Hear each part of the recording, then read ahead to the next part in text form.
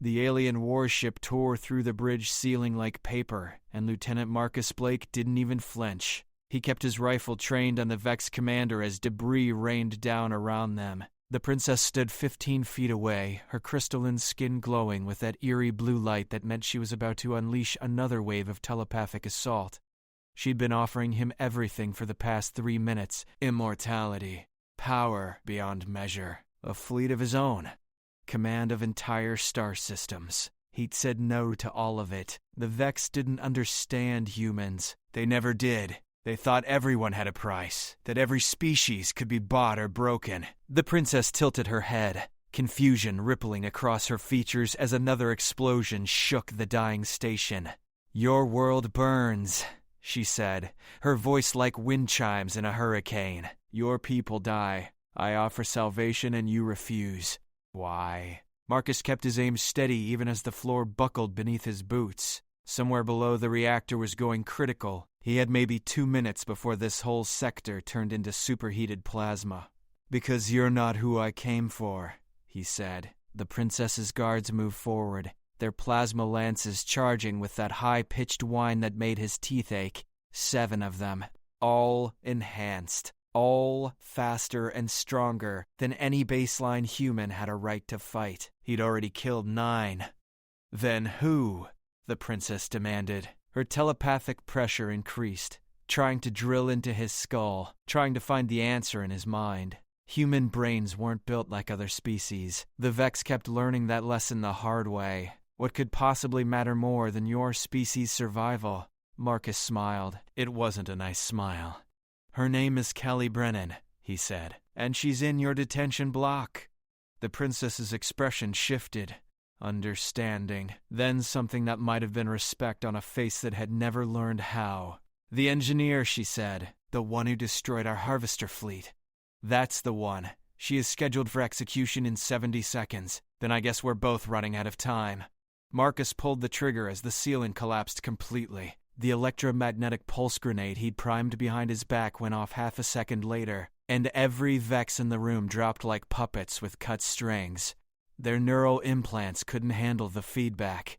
The princess fell too, but her eyes tracked him as he ran past. "Deathworlder," she gasped, "you'll never make it." Marcus was already gone, boots pounding against buckling metal as alarms screamed and the station died around him. 60 seconds to find Kelly. 60 seconds before the execution chamber sealed. He'd faced worse odds on Tuesday. Marcus hit the detention level at a dead sprint just as the emergency bulkheads started closing. He dove through the narrowing gap, felt the reinforced steel scrape across his back armor, and rolled to his feet with his rifle up. The corridor ahead was a killing floor. Automated turrets swiveled toward him, targeting lasers painting red dots across his chest. He didn't slow down. The first turret fired and he was already sliding, letting the plasma burst scorch the air where his head had been. His return shot took out its power coupling. The second turret tracked him, but he vaulted over a fallen support beam, using it as cover while he cooked another EMP charge and lobbed it high. The lights died. Emergency reds kicked in half a second later. 30 seconds. The execution chamber was at the end of this corridor. He knew, because he'd memorized the station schematics during the 6-hour approach. Kelly had sent them in her last encrypted transmission, before the Vex captured her. She'd known someone would come. She'd probably bet money it would be him. She would have won that bet. 2 Vex guards emerged from a side passage, their exoskeletons humming with enough power to punch through starship hulls.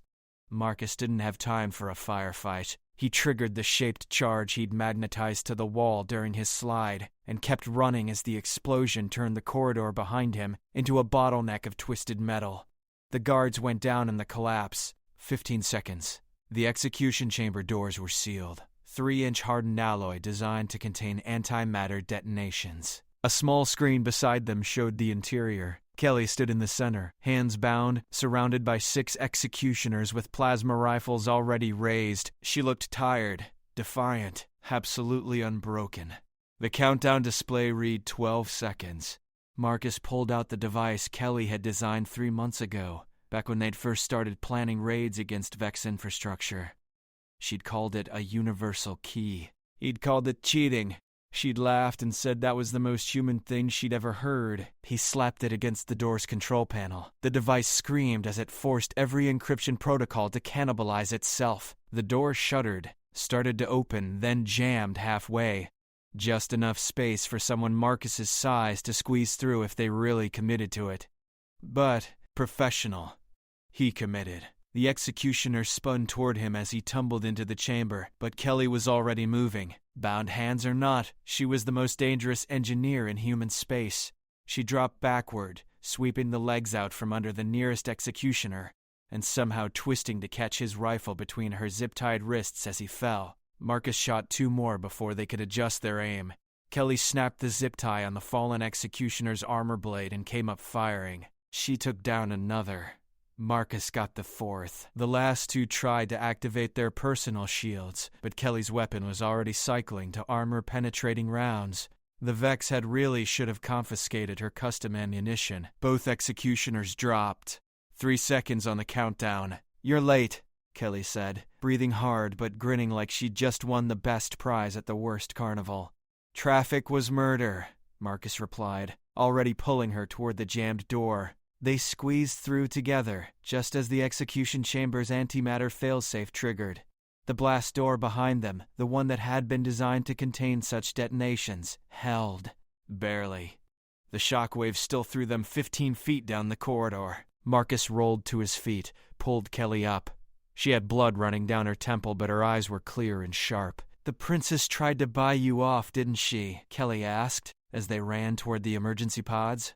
"How'd you know?" "Because that's what the Vex do. They think everyone has a price. I told her I only wanted you." Kelly laughed, actually laughed as the station disintegrated around them and plasma fires erupted from every bulkhead. "You're such a terrible liar, Blake. You wanted to blow up her entire fleet too."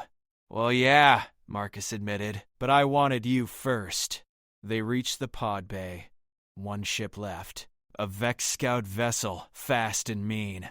Kelly was already at the controls before Marcus finished securing the hatch. "Strap in," she said. "I'm getting us out of here before this whole station goes supernova." Marcus strapped in, checked his rifle, and allowed himself exactly 1 moment of relief. Then the proximity alarm started screaming. 12 Vex interceptors were closing fast, and the Princess's flagship had just dropped out of hyperspace directly in their escape vector.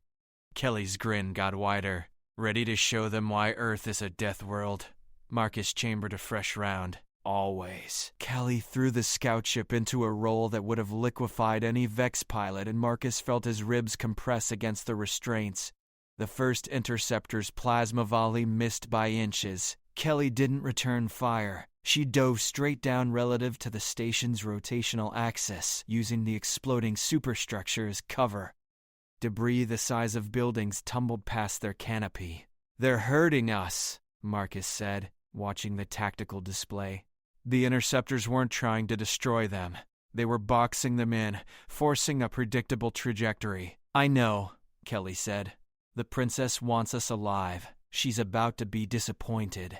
The flagship loomed ahead, a crystalline monstrosity 3 miles long that bent light around its hull. Its tractor beams were already powering up, ready to snare them like fish in a net. The interceptors tightened their formation, cutting off every escape vector. Kelly's hands flew across the controls. "Remember the Kelvin maneuver?" Marcus groaned. "We barely survived that, and we had a ship twice this size." "Yeah, but this one has Vex power cores." She was pulling up schematics on the secondary screen, her fingers moving so fast they blurred. "And I just figured out something beautiful. Their safety protocols are garbage." She routed auxiliary power to the engines, then to the shields, then back to the engines in a feedback loop that made the entire ship vibrate like a tuning fork. Warning lights erupted across every panel. "Kelly, that's going to overload in about 15 seconds. 12, actually," she corrected, "which gives us plenty of time." She pitched the ship straight at the flagship's main hangar bay. The interceptors followed, probably thinking they'd won. The tractor beams locked on, started reeling them in. Kelly killed the engines completely. For 3 seconds they drifted, pulled inexorably toward the flagship. The Vex were probably celebrating. Marcus counted down in his head. 5 seconds until overload. Kelly rerouted everything to the aft thrusters and fired them at maximum burn while simultaneously dumping the power cores into critical mass. The scout ship lurched forward with enough acceleration to tear itself apart, breaking free of the tractor beam by pure momentum. They shot past the flagship's bow with maybe 10 feet of clearance.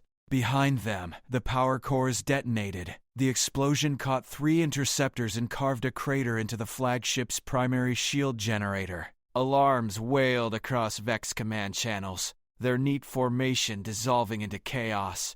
Kelly was already punching coordinates into the navigation system. "Hang on, this is going to get rough."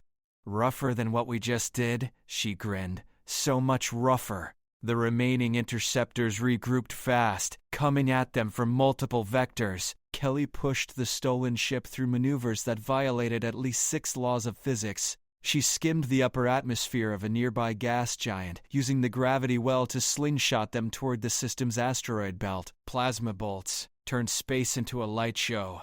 One clipped their port stabilizer. Another melted through their rear shielding. "We're not going to outrun them," Marcus said. "Don't need to outrun them." She pointed at the asteroid belt ahead. "Just need to outthink them."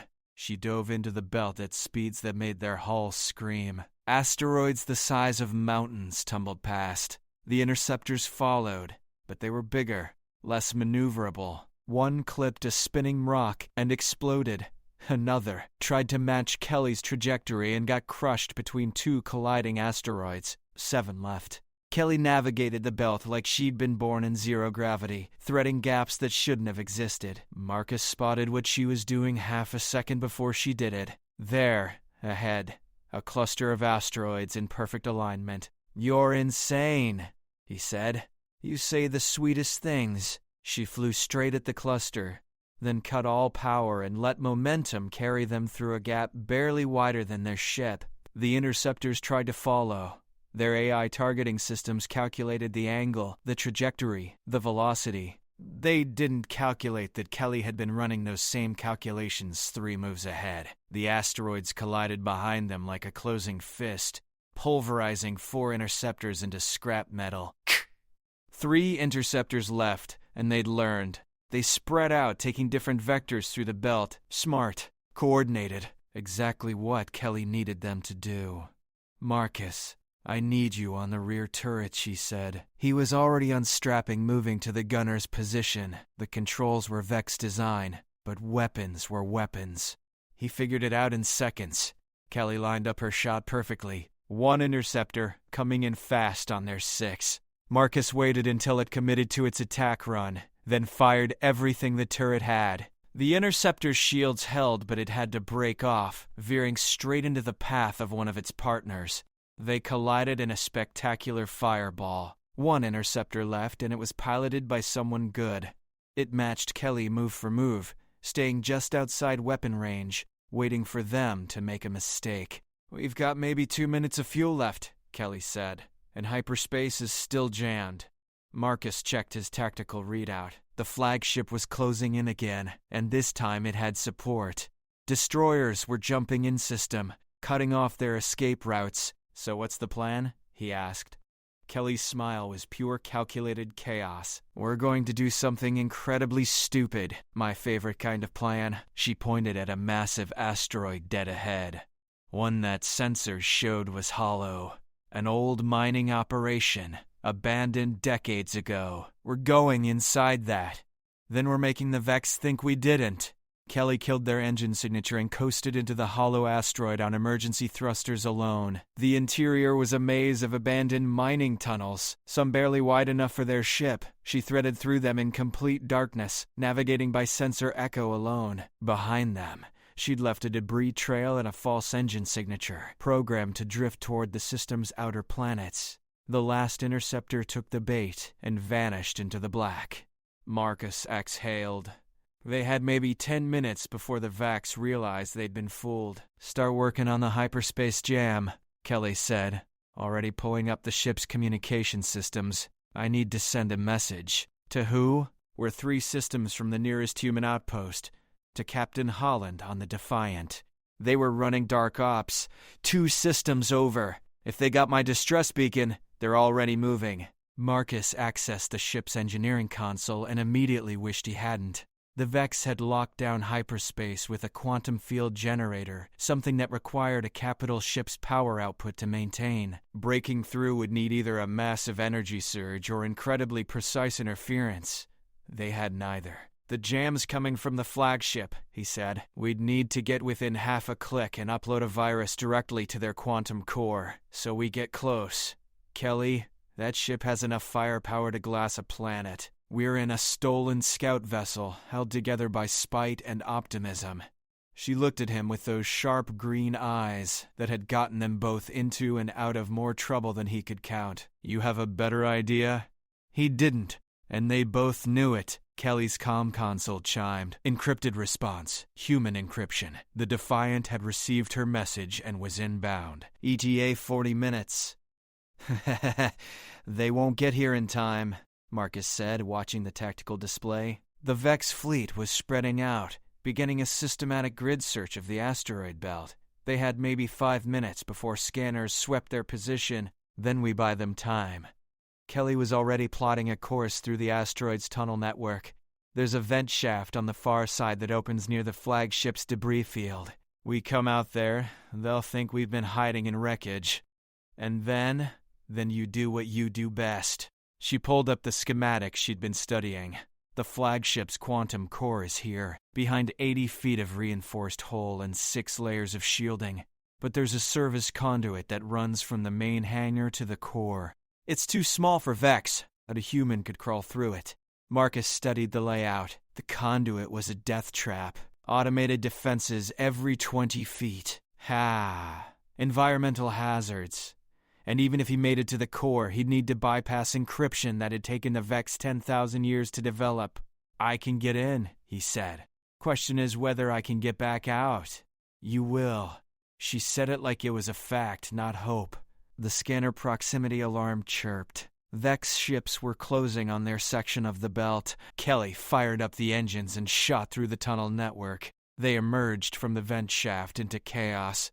The station's final death throes had scattered wreckage across 100 cubic kilometers. She dove into it, using debris as cover. The flagship sat at the center of the fleet like a malevolent star. "There," Marcus said, pointing to a thermal vent on the flagship's lower hull. "That'll get me inside their environmental system. From there, I can reach the hangar maintenance level." Kelly brought them in low and fast, skimming the hull below active sensor range. Vex interceptors screamed past overhead, still searching the belt. She matched velocity with the flagship and held position 10 feet from the thermal vent. "You've got 30 minutes before the Defiant arrives," she said.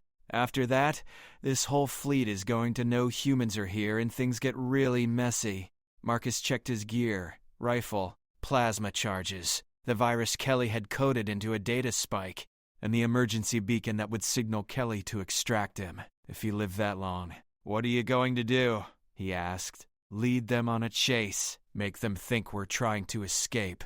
She met his eyes. "Don't die in there, Blake." "Same to you, Brennan." He sealed his helmet, opened the airlock, and jumped. 0 gravity, 0 sound. He caught the lip of the thermal vent and pulled himself inside.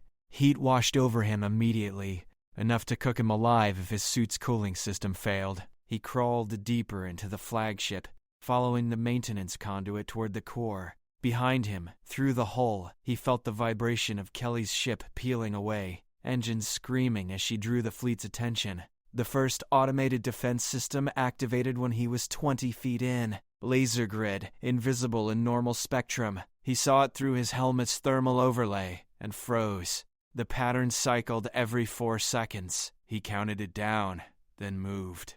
3 grids later, he reached a junction. The conduit split 3 ways. His helmet display showed the route to the quantum core. It also showed 15 Vex security drones patrolling the adjacent corridors. He pulled a plasma charge, set it for remote detonation, and placed it carefully in the left conduit. Then, he took the right path. 30 feet down, he triggered the charge. The explosion drew every drone to investigate. Marcus moved past their position while they were distracted, dropping into the core access tunnel.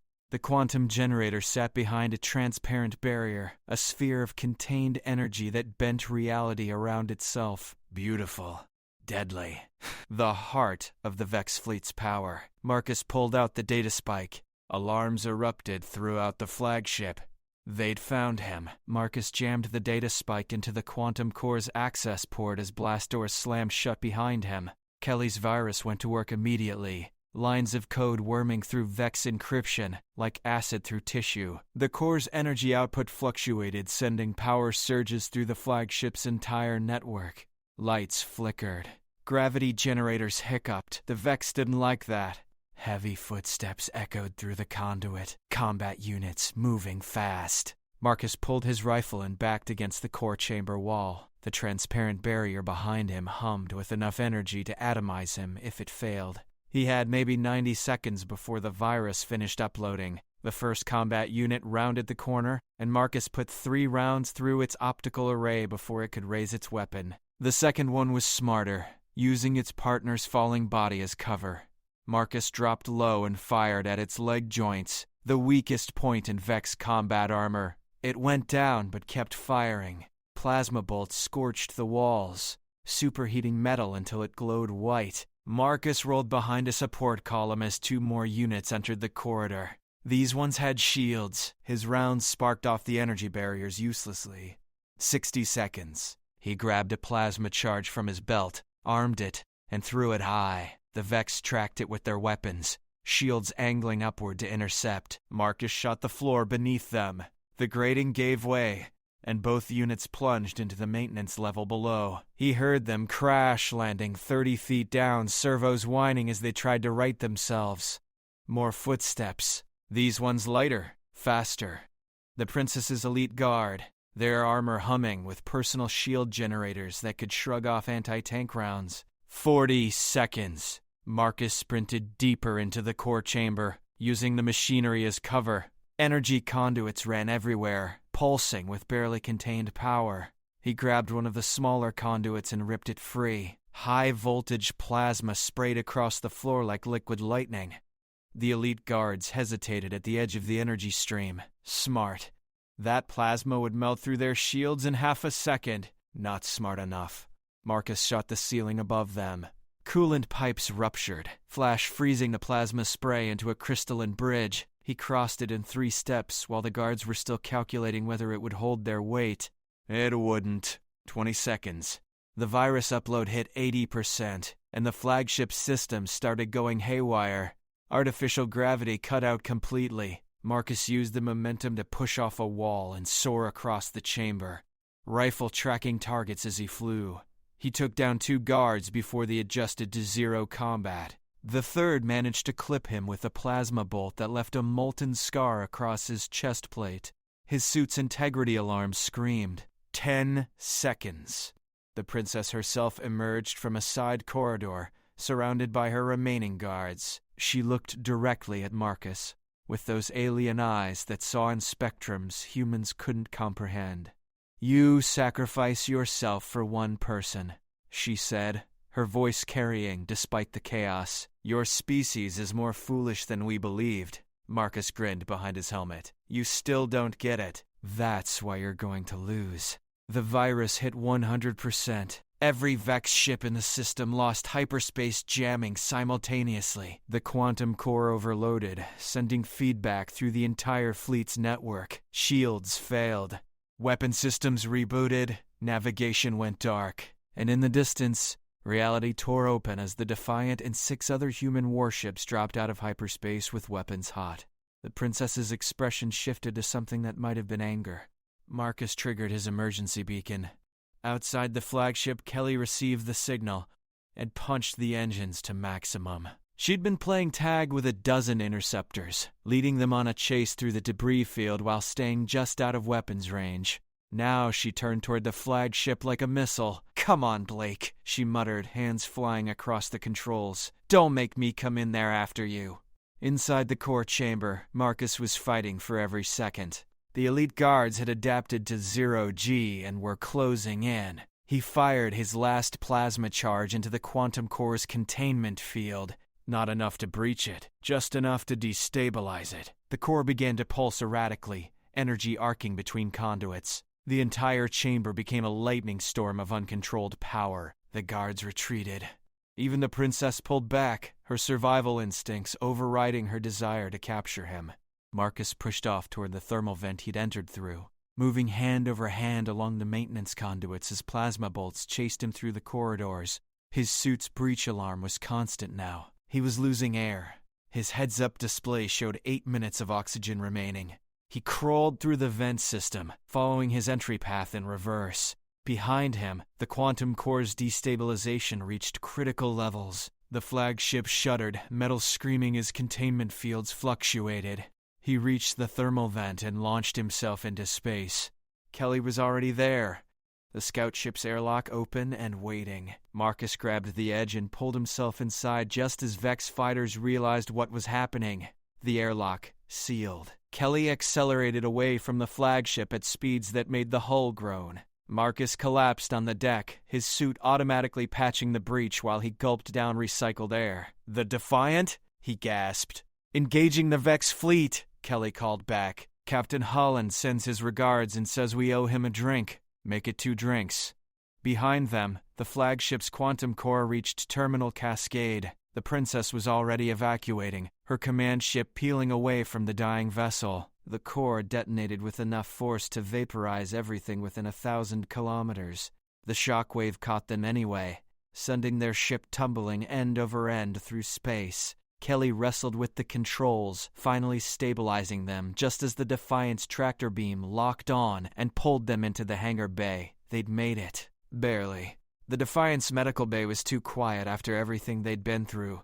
Marcus sat on the examination table while a medtech sealed the plasma burns on his ribs. Kelly stood nearby, arms crossed, watching him with that expression that meant she was running calculations he couldn't see. Captain Holland entered, a gray-haired veteran who'd been fighting Vex since before Marcus enlisted. He looked at them both and shook his head. "You two just destroyed a Vex flagship, crippled their quantum network in 3 systems, and somehow lived to tell about it," Holland said. "Command is going to give you medals or court-martial you. Haven't decided which." "We'll take the medals," Kelly said. Holland almost smiled. "The princess escaped. Her command ship jumped to hyperspace before we could intercept. Intelligence says she's already rebuilding her fleet." She'll come back," Marcus said, wincing as the medtech finished his work. "The Vex always do. Let her come." Holland pulled up a tactical display. "Thanks to whatever you did to their quantum core, we've mapped their entire network architecture. Every relay, every command node. You gave us the blueprint to dismantle their whole operation in this sector." Kelly nodded. "The virus is still spreading through their systems. By the time they purge it completely, we'll have hit 6 more strategic targets. Holland studied them both. You went into a Vex detention center for 1 engineer, started a war with their entire fleet, all because you wouldn't leave her behind." Marcus met his eyes. "Wouldn't you?" The captain was quiet for a moment. Then he nodded. "Every time. That's why we win, Lieutenant. The Vex think in terms of resources and strategic value. They'll sacrifice anything for tactical advantage. But humans?" He gestured at them. "We go back for our people. Every single time. They can't calculate that, can't predict it. Drives them crazy." Holland headed for the door, then paused. "Get some rest. We're jumping to the Kepler station in 6 hours. You've both earned leave." He left them alone. Kelly walked over and sat beside Marcus on the examination table. They were quiet for a while, just breathing, letting the adrenaline finally drain away. "You really told the princess you only wanted me?"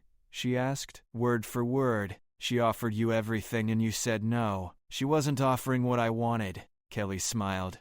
"You're an idiot, Blake. Takes one to know one, Brennan." She leaned against his shoulder, careful of his injuries. "We could have both died in there. Probably should have. But we didn't. No, we didn't." She was quiet for another moment. "Think the princess understands now why she lost?" Marcus thought about it.